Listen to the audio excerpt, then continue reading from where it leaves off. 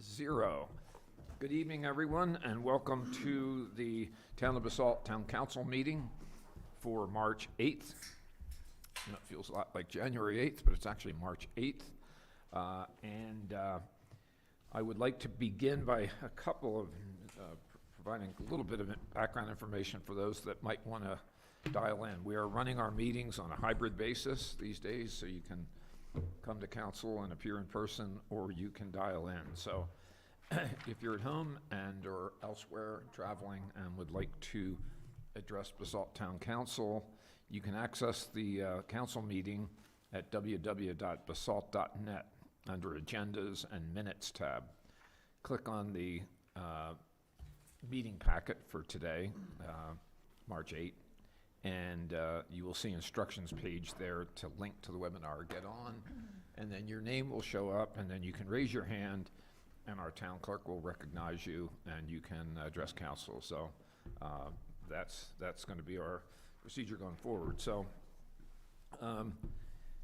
you know, we don't do it often, but I think I'm going to read sort of our little guiding light here. So I'm going to begin this meeting by reminding everyone that Basalt is an inclusive, sustainable mountain community that boasts both historic charm and progressive vision. It is an engaging place to live, work, and play while offering an abundance of creative, professional, educational, and recreational outlets. Hard to beat that. Sounds like a cool place to live, doesn't it? So with that, Pam, I would like you to call the roll. I would be happy to. Let's begin with Gary Tenenbaum. Here. Bill Infante. Here. Glenn Drummond. Here. David Knight. Here. Elise Huddle. Present. Ryan Slack. Here. And Bill Kane. Yes, here. Oh, the A-team is present. Thank you. Okay, thank you very much.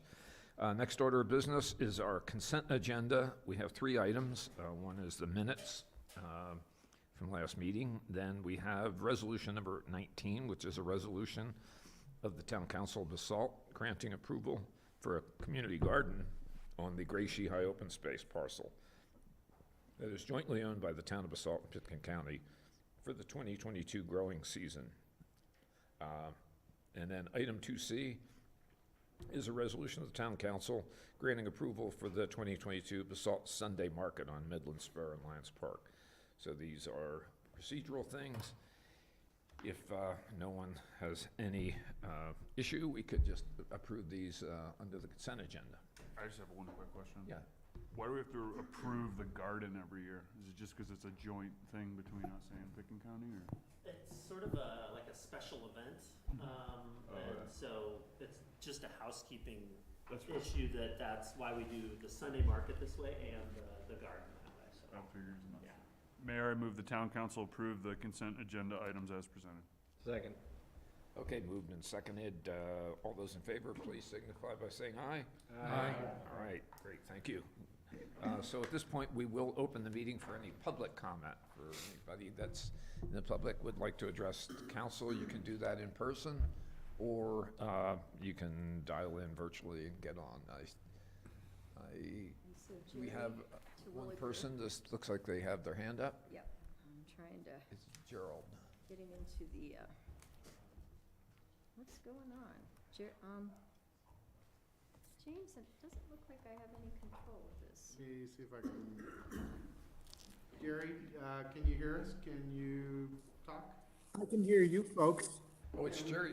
It's Jerry Terwilliger. Yeah. I thought, Gerald, you were on stealth here. You were kind of slipping under an alias here, Jerry. I just wanted to thank you folks for approving the garden again, and that's just a simple statement. That's all I wanted to say. Well, that's very kind of you, and I think we all appreciate that. So thanks for calling in. Okay.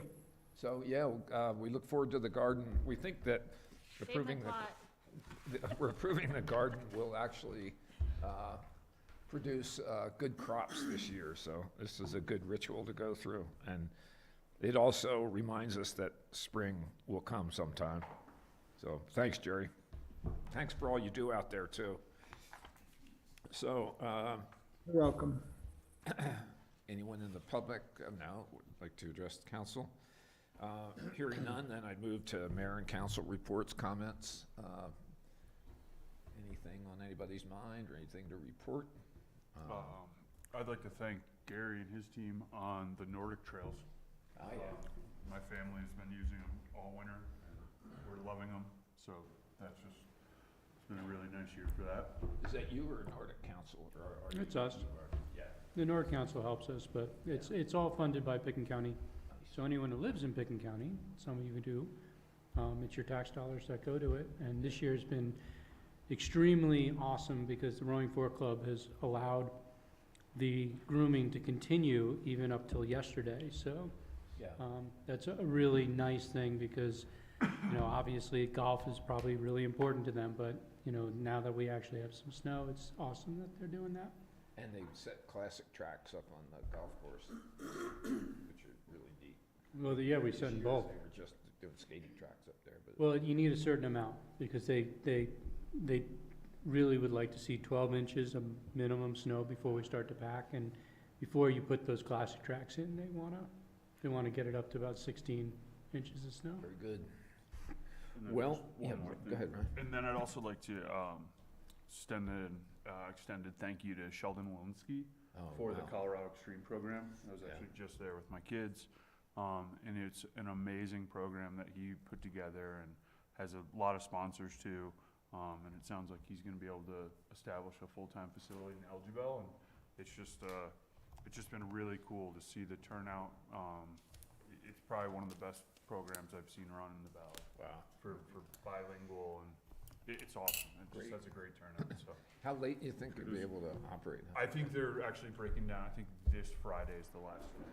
Yeah, So- the sun starts hitting it. Yeah, I mean, It's it pretty was tough. pretty choppy this afternoon, Yeah, but it's an awesome program, so. great. Kudos Well, to they're well said, and I know Sheldon's got big plans for Elgin. That's gonna be an amazing addition. So we did like to thank the Basalt Chamber of Commerce for sponsoring a meet and greet for our new council members. We got to see Angela and Dieter and Ryan last night at the library. That was a nice event and pretty well attended, so thanks to the chamber for that. That was well appreciated. If there are no other comments, I'd turn it over to Ryan for the manager's report. Yeah, thanks, Mayor. One thing to report, I got our first ridership report from Basalt Connect, and I can share that out to council, but was just able to open it this afternoon, and it looks like the February rides, so that's February 7th through the 28th, was a total of 550 rides, and the unique rider accounts, and I think these correlate, I'll learn how this works a little better as time goes on, but 132 rider accounts. So I think 132 folks took 550 rides is my interpretation of that. So, We shared one, yeah, that's so right. it could have been more. Yep. Yeah, cause I think multiple people count they don't think they're counting unique. Oh, well, that's true, because That's- I yeah, called 'cause it you up. called and it I up. thought too. Yeah. Yeah, that's true. Do we have any sense for origin, destination, or is this feeding the trunk transit line, or is this a cocktail run? Excuse me, I'm sure there's a better way to describe that. So I think on those subsequent pages, it does talk about origin and it has all that data, where they okay. were picked up, where they were going, so all of that Great. will be, There's nothing wrong with a Certainly. cocktail run, don't get me wrong there at all. no, in fact, that's what Gary and I did on our ride, so it worked out well. Yeah. Yeah, it was referred to as providing the opportunity for people to have a second glass of wine. I've seen Basalt in action. I think there's a lot more than like a second glass of wine from what I've seen on that bus, so. Okay, well, thanks for that. I think that's all I've got for now. Okay, great. So we're on to council actions, and our first order of business is to complete an interview and appointment to the Basalt Public Arts Commission. So Sarah's organizing this. All right, hello, counselors. So I'm here to introduce to you Britt White. Britt is interested in becoming a member of the Basalt Public Arts Commission, also known as BPAC. As you know, the BPAC was a group that was created in 2015 and with the intent of providing information to the council and acting as an advisory board to all things related to public art, including policies. And there is, the approving ordinance allows up to 9 members on the BPAC group. Right now, we are actually at 4 members. 1 member is supposed to be from the art base. Some of you may know we recently lost our representative, Abby Gerke, from the art base. And before she left, she transitioned to bringing Britt actually onto the meetings. So he could sit in as a guest and find out if it was a good fit and something he'd be interested in doing. Britt has served as the operations manager for the art base over the past year and is also actually a resident of the town of Basalt. So that actually nicely checks 2 of the boxes for the BPAC requirements. Britt has been a great addition as a guest to the BPAC board, and all of the members of BPAC have voted to make him an official recommendation to make him an official member. So he is here tonight for the council to interview him, ask him questions as you will, and if you are so inclined or comfortable this evening, you may make a motion to appoint Britt to BPAC. Great. Welcome, Britt. Britt, thanks for all of your service at Art Base. I know that they're really happy to have you over there, and that's looking great. Shows have been fantastic this fall and winter. No questions of council for Britt? I mean, I just wanted to get his take on why he wanted to join it. Yeah. I've been in the Valley for, spent a lot of time in Boston in the middle of my life, but I grew up in Colorado and in the Valley here. I've seen it change so much over the years, particularly when I moved back here about 6 years ago, seeing how different things have changed. I remember when Two Rivers Road was 82,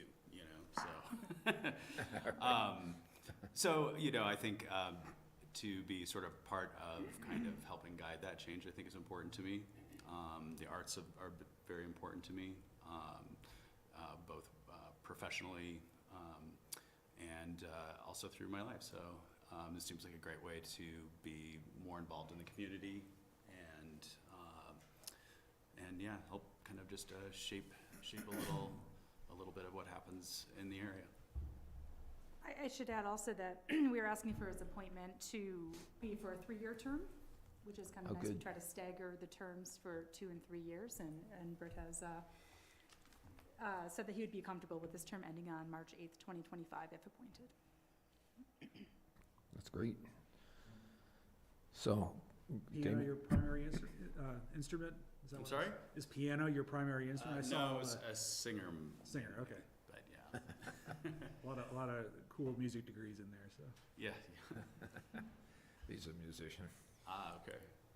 and a computer scientist.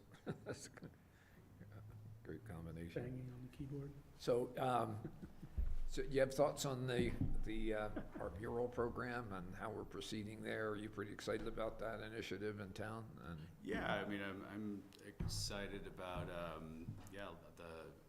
a lot of things. I think it's great to see that there is so much going on in terms of will and both creatively and financially to have so much public art happening. And on the mural projects, to already have seen some that are in place, and in the couple of meetings I've attended, have some discussion around some of the upcoming projects. I think talking about sort of getting a little more focused on what the guidelines are, which I think is important. So there's clarity all around for everyone. So yeah, I think it's a great project. nice, great. So you get to work on that. Yeah. Comments? About a motion? Is there anything you think should be changed? In The mural project specifically? No, or- not the mural project specifically, in the agenda of the BPAC in general. I don't. I'm putting you on the nothing- spot. Yeah, no, no, nothing specific, except that it seems like, yeah, it's sort of like the committee itself is in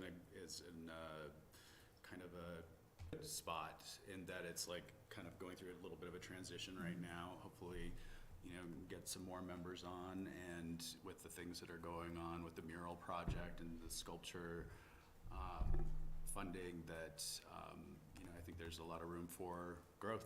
So I think just need to generate a little more excitement about it, and hopefully we can do that. Get more people involved even. So is there opportunity for collaboration with Art Base and BPAC? Is Oh, that- absolutely. yeah. Yeah, absolutely. It's not a That's- competitive Oh. world. No, not at all, not at all. Okay, good. I think all the arts organizations that,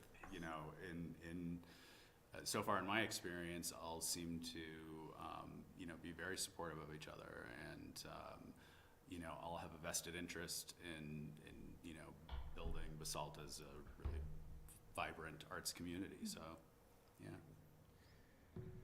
Okay. Mayor, I move the town council appoint Britt White to BPAC for a term to end on March 8th, 2025. Second. Okay, moved and seconded. All those in favor, please signify by saying aye. Aye. Welcome, Britt. Thank you kindly. Great. Thank you. Congratulations. Very much. See more of you. So takes us to item number 6B, this is ordinance number 6 of 2022. It's an ordinance of the town council, Town of Basalt, Colorado, approving a recreational use easement agreement with Basalt Vista Affordable Housing Partnership.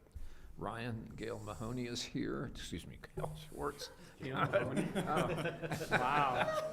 We go back so, What? no, there, No way. Gail and I go back so long that, that Oh, was see, Gail's I- name at one time. I didn't just fish that up. And we're not distant I cousins. owe so- you one, or two. Oh, that's so funny. Okay. Yeah, so thanks, Mayor. I'll just kick it off briefly, and then Okay. I think Jeff will talk a little bit more specifics on the ordinance and the easement. But as you recall, we had chatted and received direction from council, kind of solving an issue up at the Basalt Vista project. There is some public recreation allowance up behind sort of where the houses are on the hillside.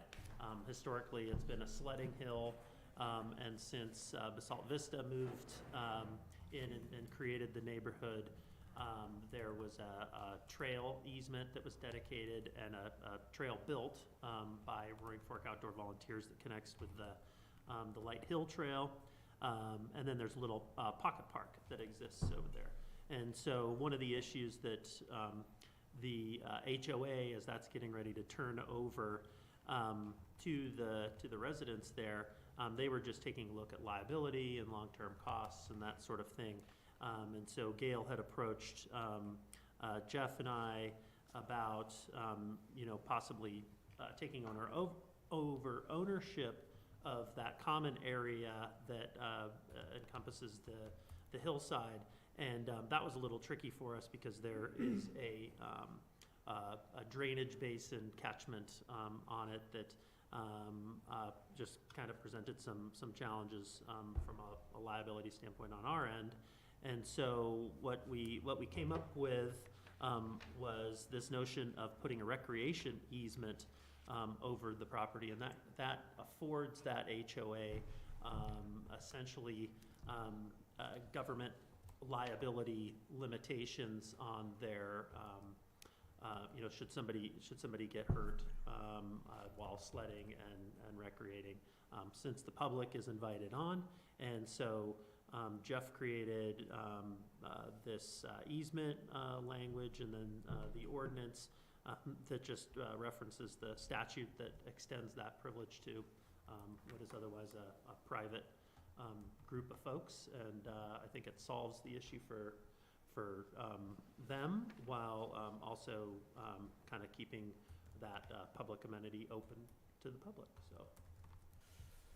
I think you covered most of it, actually, Right. but, I would just add that that recreational use statute allows private landowners to grant easements to the public for recreational uses, and in doing so, if set up correctly, allows that landowner to basically step into the shoes of that governmental entity for liability purposes and be subject to liability limits under the Colorado Governmental Immunity Act, which are for a single occurrence, the claim limit's $387,000 for an incident with one claim with multiple, or one incident with multiple claims within it's 1.1 million is the liability limit. So this easement, pursuant to that statute, grants an easement over this common area parcel within Basalt Vista for various recreational uses, essentially formalizing the uses that exist there today, and contains some requirements related to placement of signs and management of the property. After we prepared this and it was put in the packet, had a follow-up conversation with Gail this week just to make a couple of cleanup changes to the agreement. In some cases just consolidating a couple of provisions and otherwise making some just clarifying changes. Those changes were contained in a marked up draft that was submitted to all of council. So I would recommend that upon approval that they include those changes as I've presented, and then for second reading, that clean version of the ordinance. And easement agreement would appear in the packet. I guess one other note is Habitat is kind of concluding some of its work with this project. This parcel will soon be conveyed in this agreement, assigned by virtue of that to the Association for Basalt Vista. And so with that, I'm happy to answer any other questions, or Gail, through our tunnel here, do you have anything to add? Gail Schwartz? Yes, thank you, Mayor King. Thank you very much for taking time tonight, because some of us don't go back the 4 or 5 years when this was approved, and very generously Habitat received a parcel from the Roaring Fork School District and created an LLC with the Roaring Fork School District in Pitkin County and Habitat for development of the property. As you can see, this hatched area is that common area that is part of the subdivision. And then you can see all the individually platted lots for the homeowners. And also in that one square down at the bottom on the right, that is a park that the developers, the Habitat, has built and is obligated to maintain, but it is a public park that is open to the citizens of Basalt. And so in the agreement, and I think this was really an elegant solution, because my concern was having this affordable community be exposed to the liability of if there was a tragic accident on the hill, when all of it is perceived to be public and have public access. And so we really felt that limiting that liability and seeking the governmental immunity was really the best approach, and I think this was a great solution according to that statute. So with that, you can see all the hatched area will be the part, including the one square where you have that community pavilion area that again has picnic tables and a nice sail-covered area. Thank you, James. And great climbing facility and stuff for kids, and a real gathering place, I think, for that side of town. But there is this catchment basin that in the event that there is some sort of a drainage event, and then the homes are in fact protected. And so that's there, and we will continue to have the obligation, and we will ensure it, should there be an incident, then the catchment basin would be restored, and all the material and the debris would be removed. So I think it's a great, and then at the very bottom on the right, you see there was a trail that we built with the help of Roaring Fork Outdoor Volunteers. It's kind of an ADA trail because it's a little wider. Might have been previously a little road actually that goes up and connects with the Light Hill Trail, which is terrific. We also will have, we're working on a recycle station with the town, thank you, and with the school district. So I think a lot of amenities are going to be in place, and technically we've sold 75% of the units. The HOA last night, now the majority of the HOA members will be homeowners, and we have actually 5 homes to close. Only 2 have not been finished, and 2 homes have not been finished, but 5 to close. And then after everything is taken care of, then I will be the last person to step down from as the declarant. And so it will be, you'll have a homeowner association that will be, and just lastly saying, fully set up. All the documents, all the materials, a reserve study done, a reserve in place, and we have a whole schedule of the fees that are paid, homeowners' fees that are paid, the assessments monthly that range from $250 to $375. And it is in protection of that cost to the homeowners, why we didn't want to have to pursue perhaps a $10 million insurance policy on top of our general liability policy to protect the homeowners from an incident. So that's why we're here. I really want to thank you for your consideration, and I think it's, as I said, a great opportunity for both of us. So hopefully this will reduce your premium, your It won't insurance. reduce it, but it won't increase it. Ah, great. We don't have that $10 million policy in place. I was pricing it to see because it was one more element that needed to be finished before we leave, or the declarant turns everything over. Questions, anyone? Congratulations, you guys, for working this out. This is a pretty elegant deal here. David?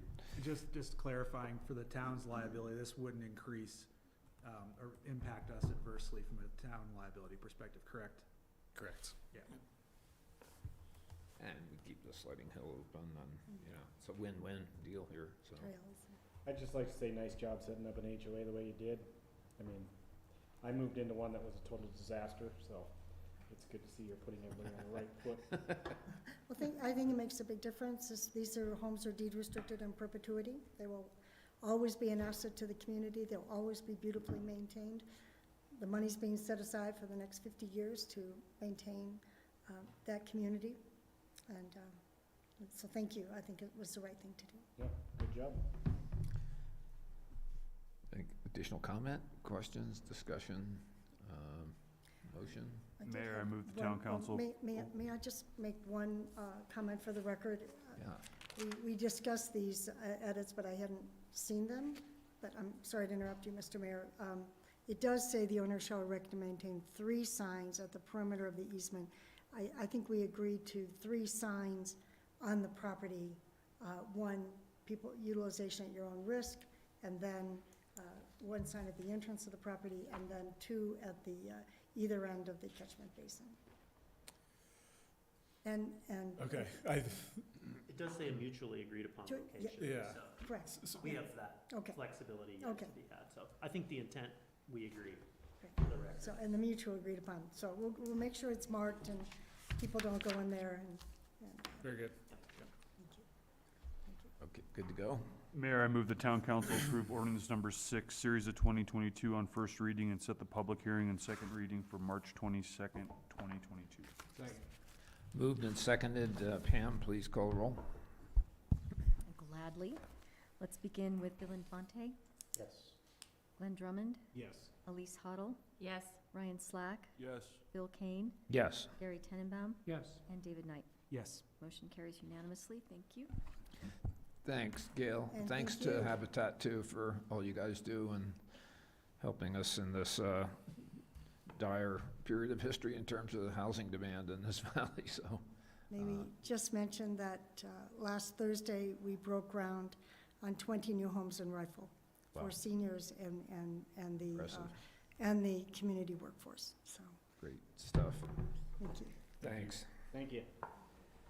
Okay, takes us to item 6C. It's first reading of ordinance number 7, series of 2022. It's an ordinance of the town council Town of Basalt, Colorado, approving amendments to the municipal code, amending town code sections.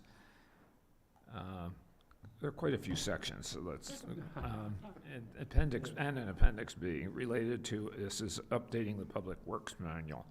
So, unless the town attorney tells me I gotta read all those sections, just suffice it to say, this is updating the Public Works Manual. So, I think you're fine. we got James. Yeah, thank you. Staff would suggest taking the next two ordinances kind of together in the presentation. Okay. Because they're related. So it's a public hearing and first reading on the two ordinances. Item 6C is an ordinance that would approve of code amendments drafted by staff to be adopted in association with the adoption of an updated Public Works Manual. And then item 6D is an ordinance that would adopt the updated Public Works Manual. And as some background, staff has been working with SGM, the town's consulting engineer, on drafting Public Works Manual updates, which is a document containing technical specifications related to streets, utilities, drainage, landscaping, and irrigation. Staff that was involved in the updates to the Public Works Manual included the Public Works staff, the planning staff, the town engineer, as well as the fire district. And, you know, as an example of some of the specifications that are in it, I would direct you to page 93 in your packet. And we've got it up on the screen here. Let me see if I can make it bigger. It's not very big. But it has discussion and standards about fittings and joints and gaskets for water lines, as an example. And then as another example, I would reference page 102 in the packet, which shows you specifications for fire protection and fire hydrants. And then maybe as another example of the kind of standards that are in the Public Works Manual, is on page 127 in the packet, which talks about what is in asphalt in the town streets and what that should be comprised of. So as an example, these are pretty technical standards about, you know, streets and water lines and utilities.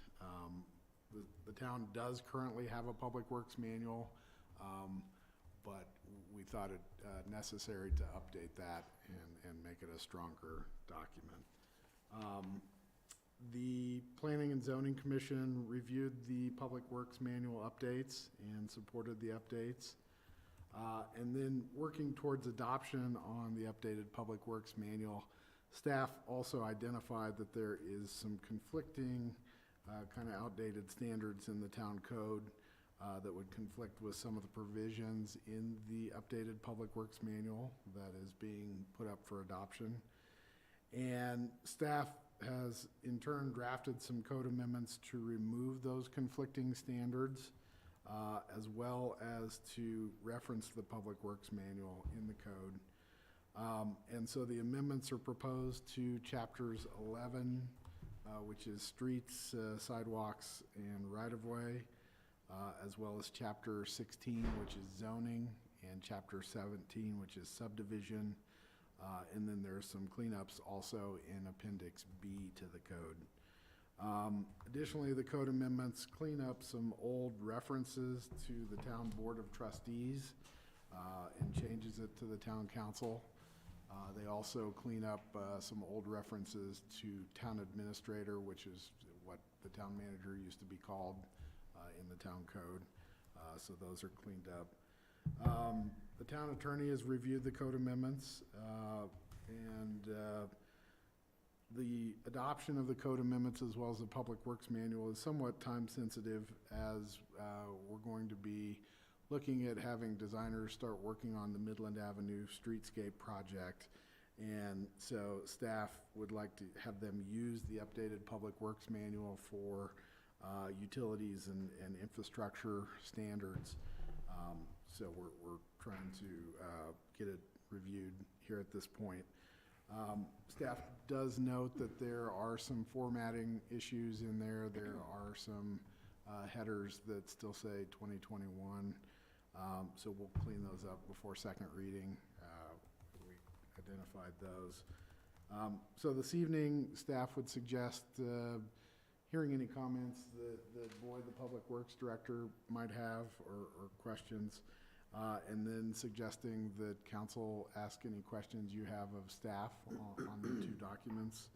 And then staff would suggest taking public comments as we're having public hearings on both ordinances, and then providing council discussion. Ultimately, if you're comfortable with the two ordinances, staff would recommend approval of the two ordinances. Boyd, do you have any comments you'd like to pass along? No, the best way I can describe it is Wait, sorry, will you come to the microphone just so?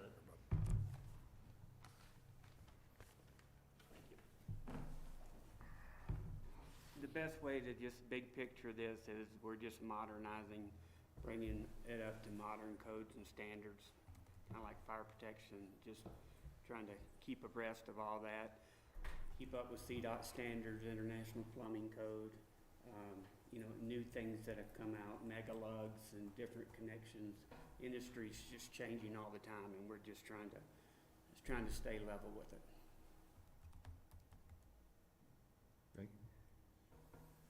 Yeah, it was fascinating reading.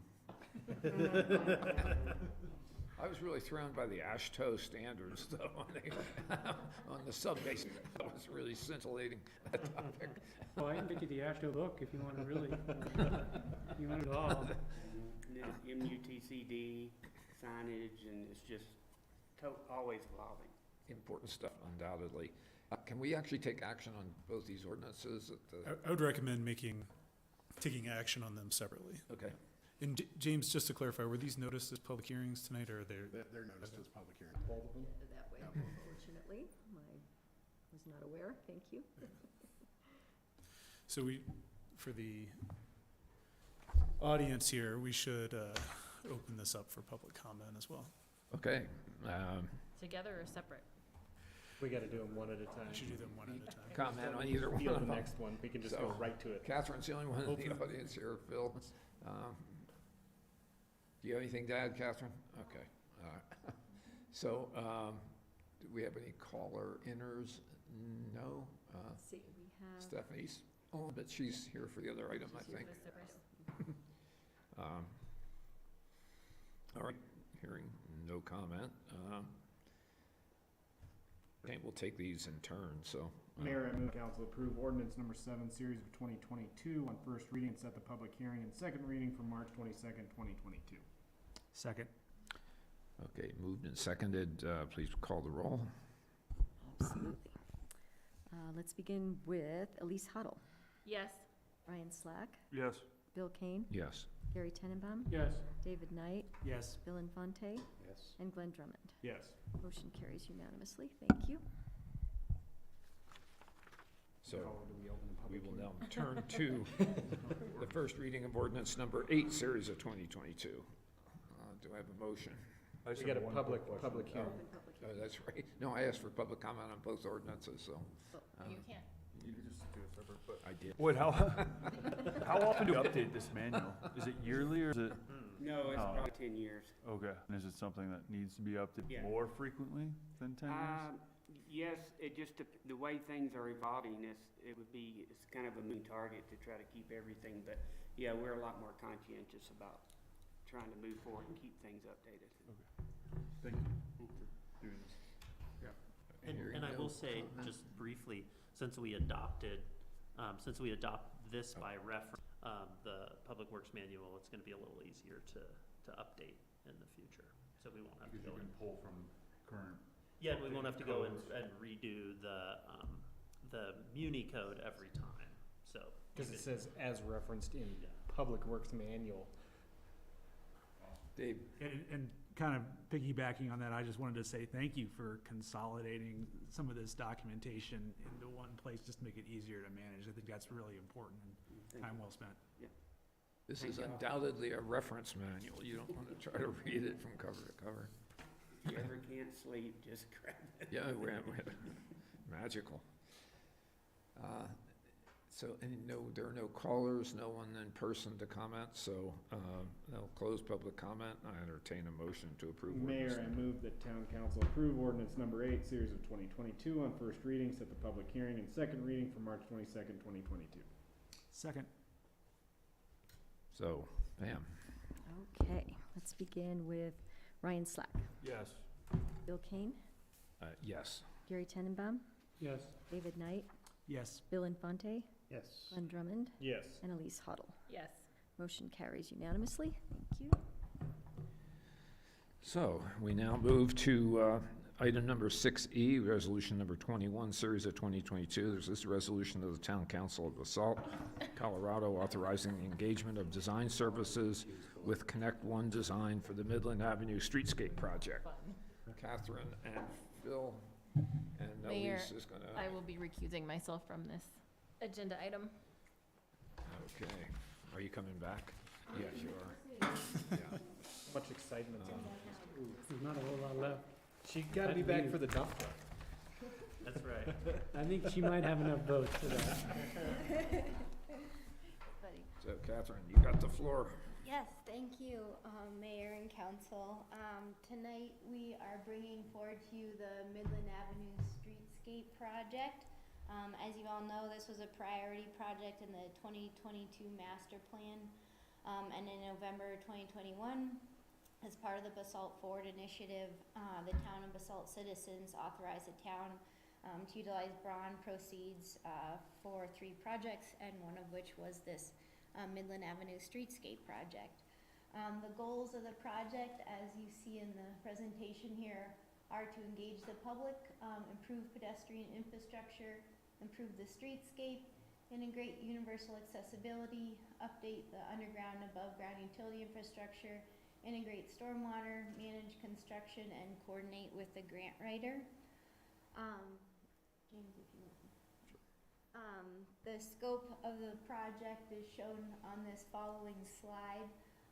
You'll see it extends from the 4-way stop at Two Rivers Road in Midland and Merino Park off of Midland Spur, all the way up to the barber shop. And the scope will include everything from the deep utilities, water, and wastewater systems into the more shallow utilities, integrating stormwater, as we mentioned, sidewalks, landscaping, lighting, kind of the whole 9 will be the whole project area. Let's see, on the next slide. We issued both the design and CMGC RFPs in late January. We held pre-proposal conferences for both proposals in mid-February on the 14th and 15th, and replied to questions after that. We also, knowing snow conditions might exist, offered an alternative site walk visit so that folks would have more than one opportunity to meet with staff. Proposals were due on February 24th and 25th. And then we interviewed the proposers the following week, and today we're in front of you on March 8th. Town staff, including James Lint, Boyne Beerbaum, myself, and Phil Vaughn sitting next to me as the owner's representative for the town, held interviews with all 6 of the proposing groups. We received we were very lucky to receive 6 really solid proposals, 3 for CMGC services and 3 for design services. That group interviewed all of them, and then we also included Ryan in the reference calling process, and of course reviewed the proposals themselves. We reviewed those proposals, both sets of proposals, the criteria in front of you, team experience capabilities, project approach, project experience and capabilities, and then their fee proposal. Let's see, as I mentioned, we received 3 good proposals for CMGC services, and to remind you, that's construction manager, general contractor services. We received those from Johnson Construction, Gold Construction, and Stutzman Gerbaz Earth Moving. And the three proposals we received from the design teams were from Design Workshop with Roaring Fork Engineering, DHM Design in partnership with SGM Engineering, and then Connect One Design with Cushing and Terrell Engineering, and then also with Sopers Engineering as a partner. As you can see in front of you, the total cost for the base proposal that came in from Stutzman Gerbaz for CMGC services was for $150,000, and then the Connect One team, their base proposal for design services was for $823,576. And today we're bringing forth to you both the draft contract for the CMGC services as well as the design services. And I'll let Phil add in a little bit of detail here. Sure. Thank you. Good evening, Mayor, councilors. In regards to the project schedule and part of the importance behind meeting this project schedule, we set forth a schedule back in September and for what we needed to do in order to work through this process, and we've met that to the day. And so I'm proud of the team for working through that over the past 5 months and meeting the dates necessary. So we are set forth now with a recommendation in front of you for the construction manager, general contractor, for the pre-construction services, and then as well, of course, for the design team moving forward. If approved this evening, we will go into contract with the respective AIA contracts that we propose within the request for proposal, of course, with coordination with the town attorney. And then we'll go ahead and start work on the design. It's critical that the design team is able to move through and complete the public outreach and to complete the design to set forth a final approved design for you all that you all would have in front of you in January of 2023. And then the guaranteed maximum price that would come from the construction manager, general contractor in February 2023, so that we can start work in basically mobilization in the last week of March 2023 for the project. So just to kind of give you a little lowdown on where we're looking at on overall project schedule for this. So that's kind of the details from that standpoint. And I'm obviously very pleased with the proposals we received and are pleased with the recommendations that we set forth to you all. Great. Yeah, good work on the schedule. That's great. You guys are aggressively on this. The only thing I'd add before we take questions is we're fortunate to have Shay Stutzman here with Stutzman Gerbaz Earth Moving and Jenna Fuchel as well. And then I think we have the most of the Connect One team on the line, and they can all chime in if you all have questions for them. But we're happy to field any questions you have now and talk to you about the project. Questions, guys? I'd love to hear from both, if that wouldn't be so bad, just to get a feeling from both Connect One and their team, you know, like why did they want this and what do they, and like what excites them about this piece and any concerns they have moving through this for the design. And then for Stutzman, I would love to know why you'd want to do this, because you're going to get such crap from everybody in town when you start ripping this up. But it'd be good to give your background on like something like of this scale and this impactful to a town. So who wants to take that one on? Let's try some. Connect One would be, Heather, do you want to field that one? Oh, Bill, I would love to. What's that? Can you guys hear me okay? Yeah. All right. Well, I would say admittedly, we have, I mean, personally, I can say I've been waiting decades for this project to come to fruition. So if I think back to the river implementation plan in, 2002, when I was still with Design Workshop, we were trying to figure out how to fund the Midland Streetscape, revitalization. So fast forward literally 20 years, and all the work that's been done in the interim with the master plan, the facilities plan, and ultimately with citizens of Basalt saying, this is important. We are ready and willing to carve out the funds to make this happen. So just fundamentally, I think it is such a critical component and project to everything that people have been talking about in Old Town, and how to take Midland to the next level. I think the second half, honestly, we recognize a couple of things. We recognize that there is this, the solution for this project is as much emotional as it is technical, right? So outreach throughout the master plan as well as the facilities plan, it's really clear that everyone wants this to happen. But there's a lot of nervousness, right? Especially from all of the adjacent landowners. How's this going to work? How do I stay open during construction? I can see why it's necessary, but I'm really worried. And we don't take that lightly. So you can see in our scope of work how important the outreach it is.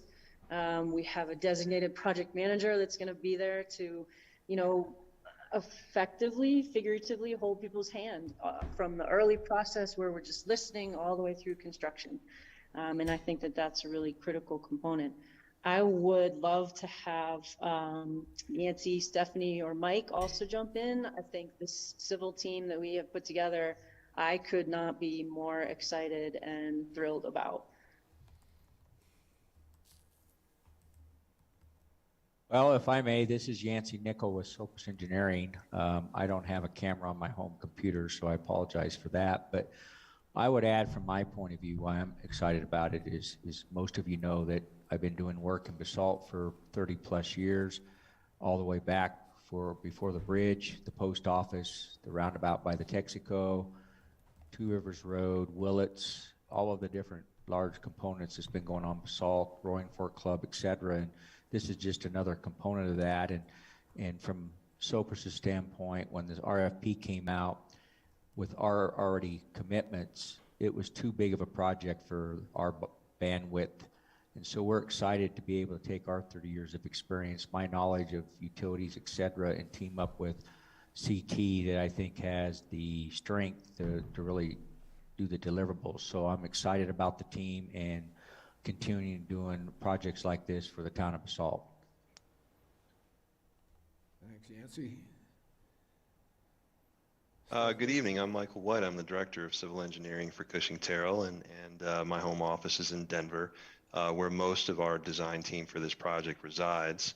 We're really excited to continue our relationship with Basalt that we've developed over the last few years, and we're really eager to get going on this project. From a technical perspective, we've got between myself and Kim Vongries, who will be the design lead for this, almost 40 years of combined experience between the two of us, a lot of it in communities of a similar character and age to Basalt. So we're familiar with the types of conflicts we expect to see once we get into the ground, and we also know that to expect the unexpected.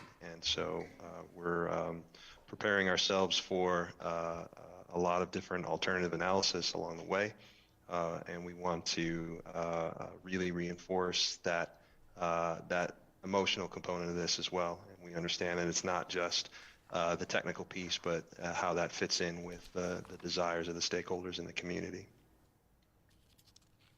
Good summary.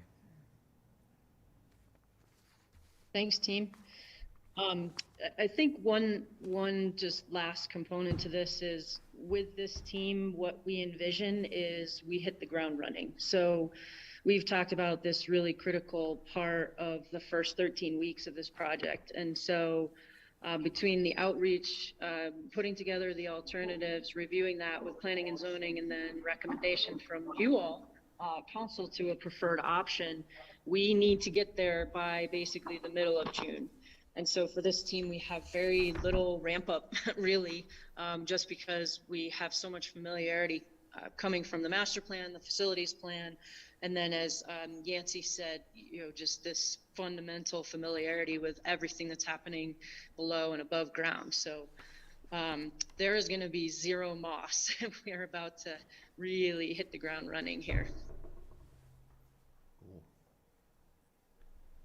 Well, I would, well, congratulations for a well-prepared proposal. I would just make a few comments. You know, I think that the magic here is going to be trying to fix up 80-year-old utilities, deep utilities, and fix some really dysfunctional sidewalk and walkway systems and wayfinding, completely inadequate storm drainage, which now is just, it's kind of gravity has taken over, and, you know, we have ice skating rinks in front of a number of buildings in town every winter.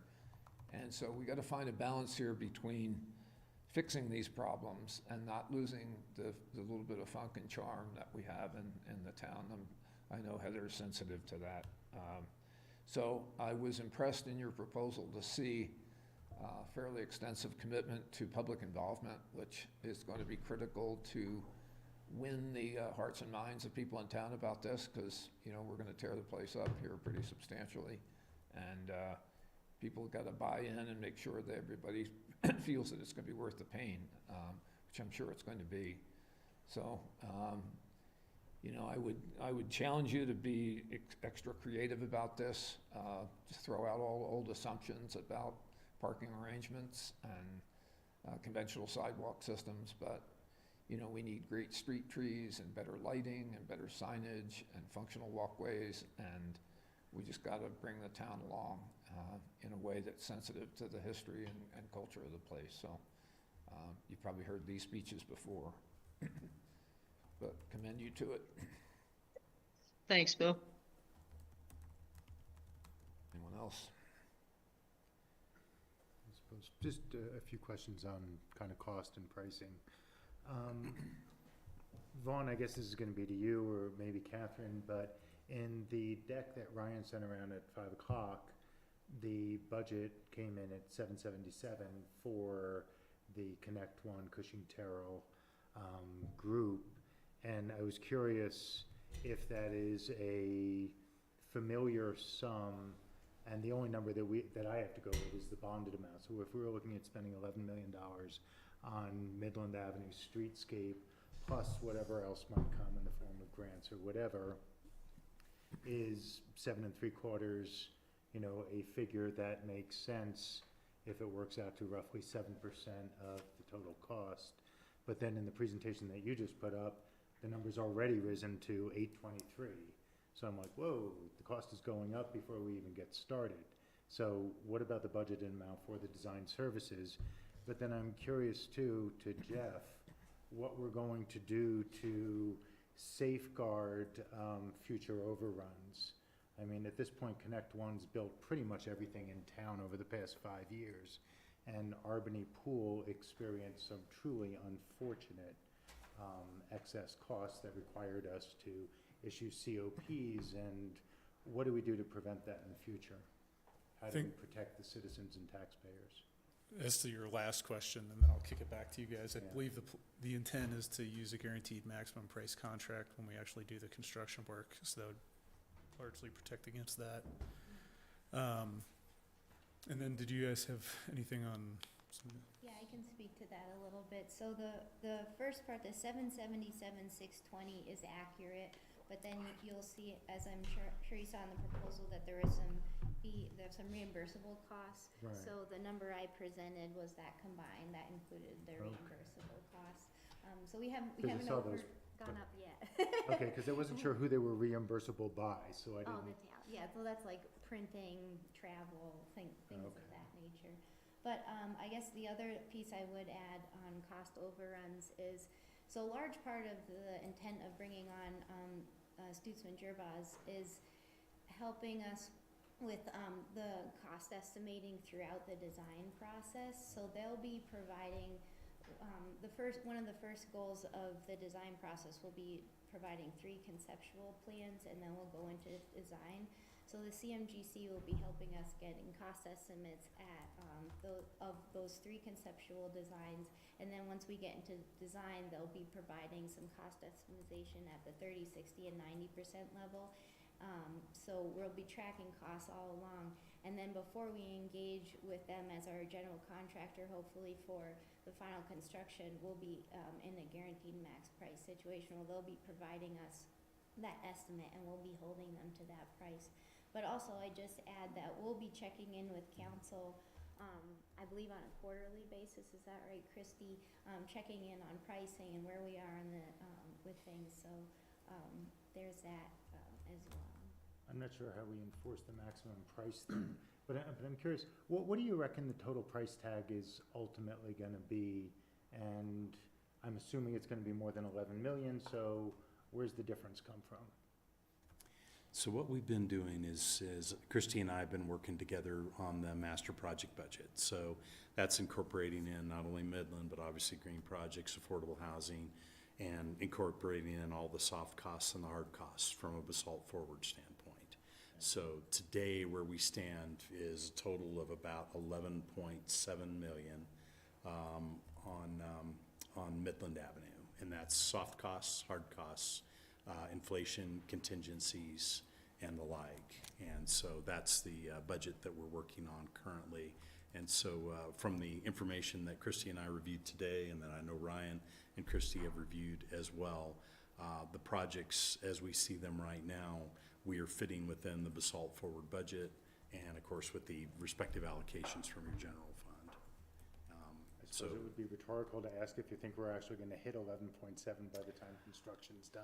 Well, and Counselor, this is and I agree with your question, and this is the very crux, in my opinion, of why the construction management general contracting methodology that I had proposed to you all and that the group had agreed upon, I think is the crux of why this is important, because we are in a market right now with so much inflationary volatility that bringing together the design team that's online here, the construction team that's back to my right, I think the important part is that working through these conceptual designs and setting forth pricing at that point, and then that 30%, 60%, 90%, and then 100%, of course, setting forth the guaranteed maximum price. That all has importance.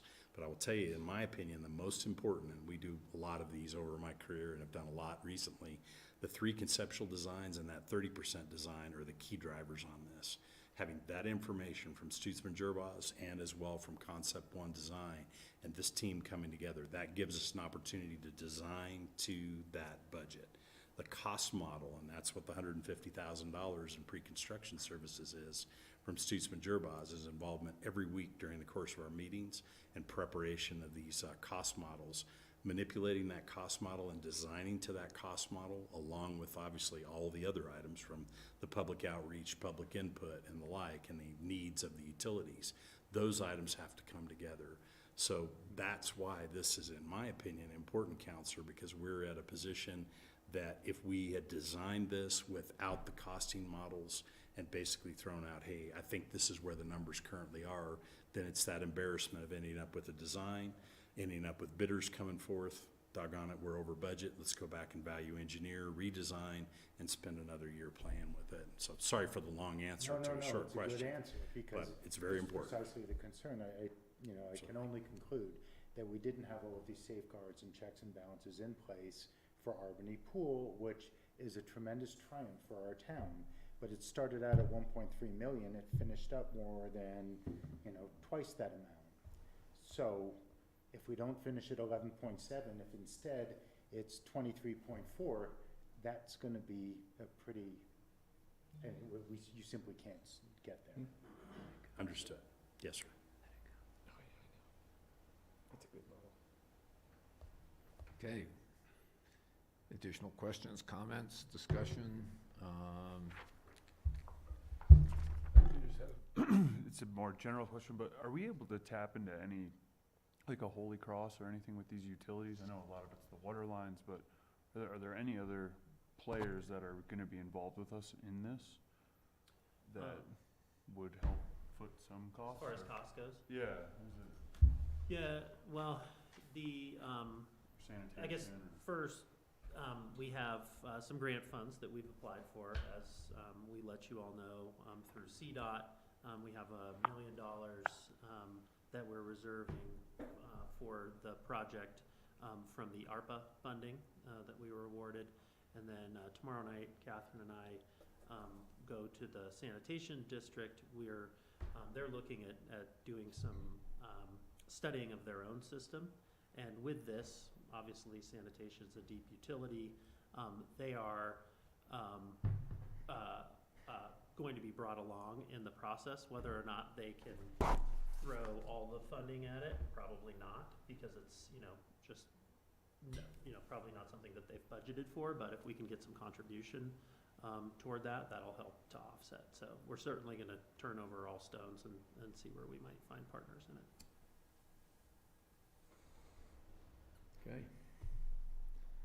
Okay. I have one more thing. You asked about Shay coming up and saying hi, and so I don't know if you all know him. You'll get to know him over the next few years. So, Come on up. Yeah, we had it set as a separate item, Yeah, but it was that's a fine. separate item, so you were up next. Okay, well, Mayor Do and it now. Council, thank you guys for allowing us to be here and put forth a proposal that I feel that we can really contribute to. Back to one of the initial questions is why we'd want to do this, and our family has a lot of deep ties to this valley and this town. So being part of something that's of this magnitude is something that's we're really proud to be able to be in this position where we can contribute to a project like this. It's our home, and we want to make sure that we're providing an excellent service, not only for the town, but for future generations to come. And I feel that our team, with our approach and some of the technologies that we've gathered throughout the last few years, can really put together a project that will allow for function and during the construction, and then for the ultimate goal of a new streetscape for the town for many years to come. So we're really, really honored to be able to be here. Yeah, terrific, yeah. Yes, are you connected to Dick? Dick was my grandfather, yes. Oh, wow. Yep. Great, So yeah, a third generation for me. yeah.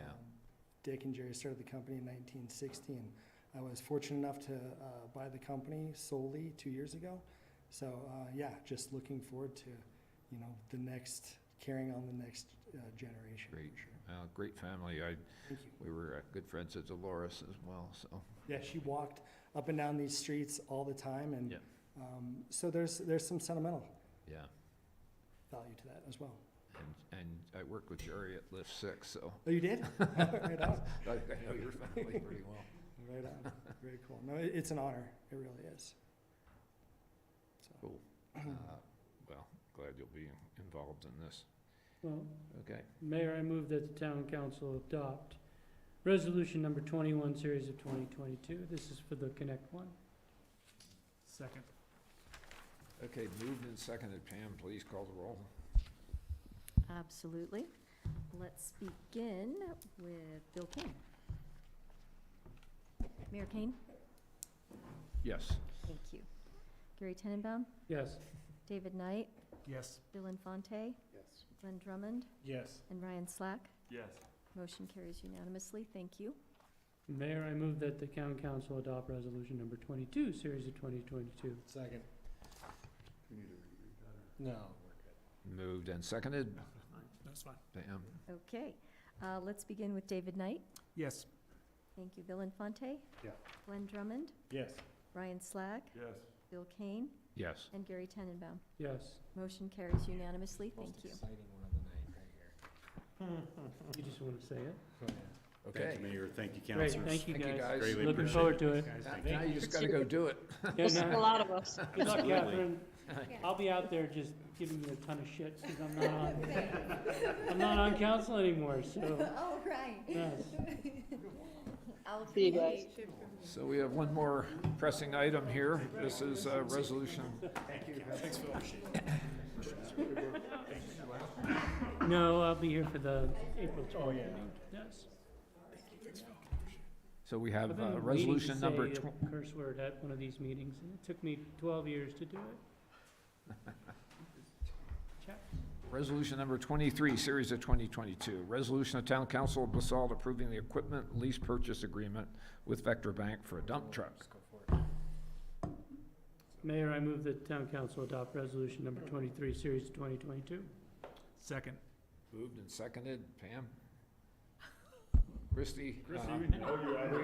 Bypass Christie. This is, We know what it's about. It's got a plow attachment. Yeah, you told us last She had a time. PowerPoint with pictures. Boyd's looking to do some donuts. light work. I think Gary's double parked here tonight. I don't think I've ever seen her speechless. Okay, let's begin with Glenn Drummond, Yes. Elise Huddle, Yes. Ryan Slack, Yes. Bill Kane, Yes. Gary Tenenbaum, Yes. David Knight, Yes. and Bill Infante. Yes. Motion carries unanimously. Thank you. Sorry, Christine. I was gonna shine, I just was ready for the moment. I was gonna have my 5 minutes of fame. You just have a thing for dump trucks? I think it's more the financing part of it that she gets excited about. She explained it last time really well. Really Good. well. All right, guys, that's it for tonight. That's enough fun and Thank you. entertainment, so thank you. All right. David, I did want to talk about one thing real quick. I your forgot. expert advice on something. Uh-oh, he's gonna send you a survey. Computer's malfunctioning. There's nothing that's gonna be on there that's gonna cause us not to. Yeah, that should be fun. Spend a few days eating their food and Well, you guys are gonna be So our just open it up.